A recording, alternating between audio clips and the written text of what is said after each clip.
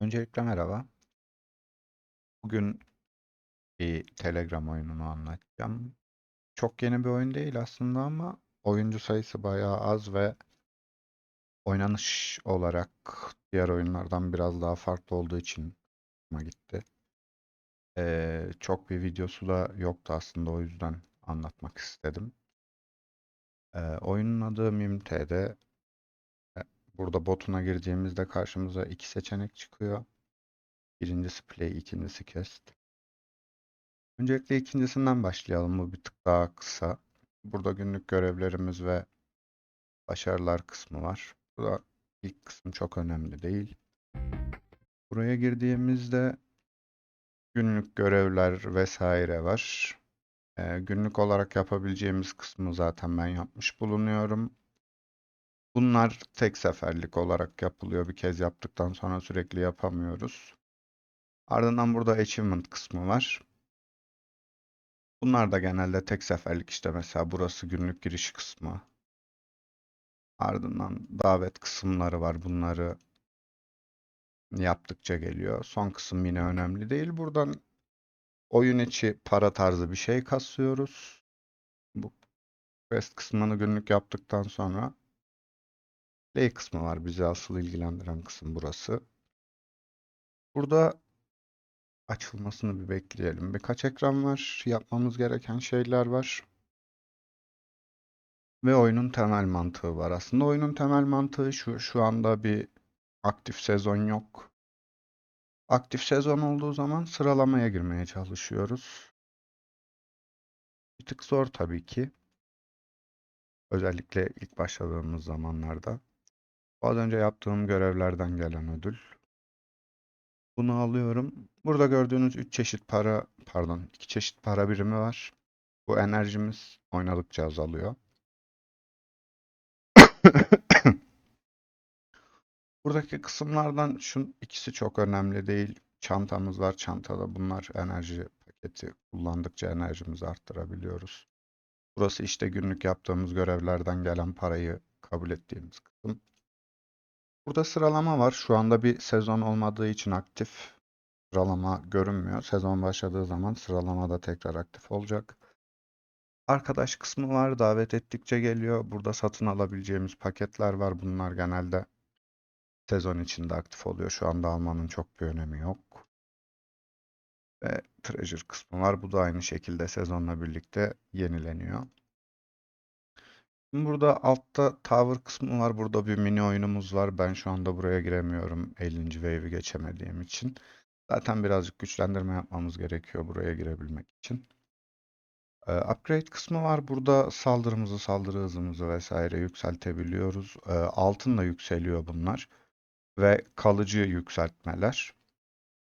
Ama bir sonraki sezon başladığı zaman burada yaptığımız bütün yükseltmeler sıfırlanıyor. Ancak bu altta mesela 500 parayla açılan kısım. Bunları bir kez açmak yetiyor. Yani sezon bitse de tekrar başlasa da buralar açık kalıyor. Ve bu kısım çok önemli bir kısım aslında. Ee, Henüz açmadım.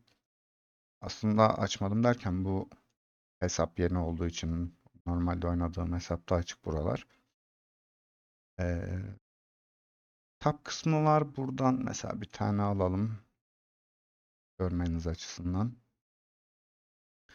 Bir kart geliyor. Bu kartın kendi bir özelliği var. Mesela ne verdi? %5 HP regen verdi. Çok önemli bir şey değil. Shop var. Shop'umuzda yine tonla alışveriş yapabildiğimiz kısım.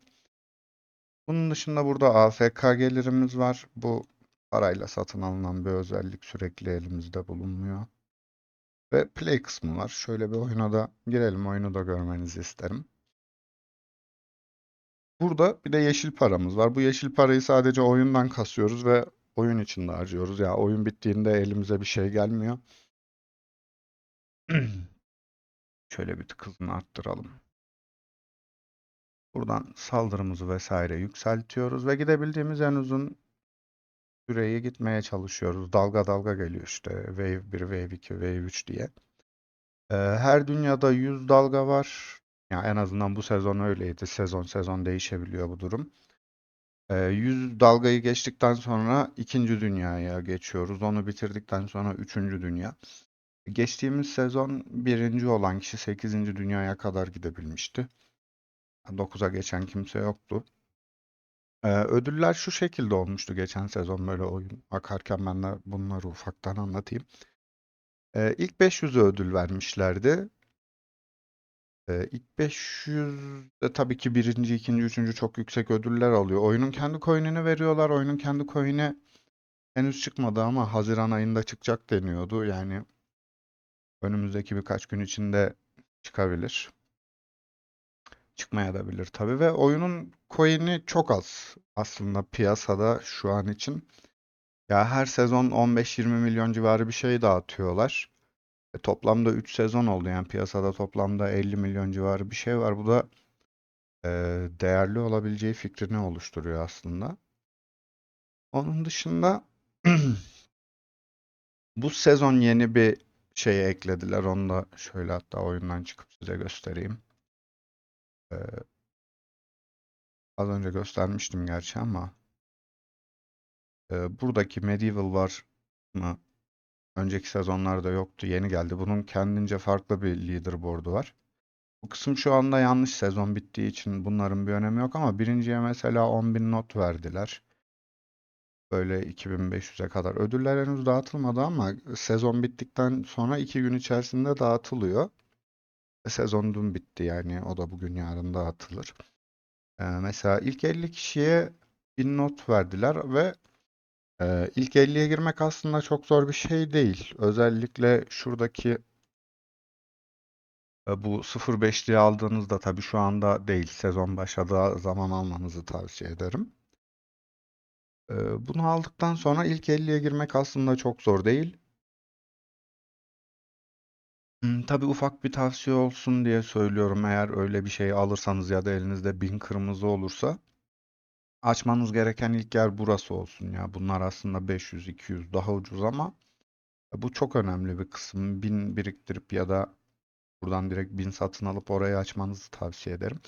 Bu sayede ilk 50'ye çok rahat girebilirsiniz. Hem Tower'da hem normal sezonda.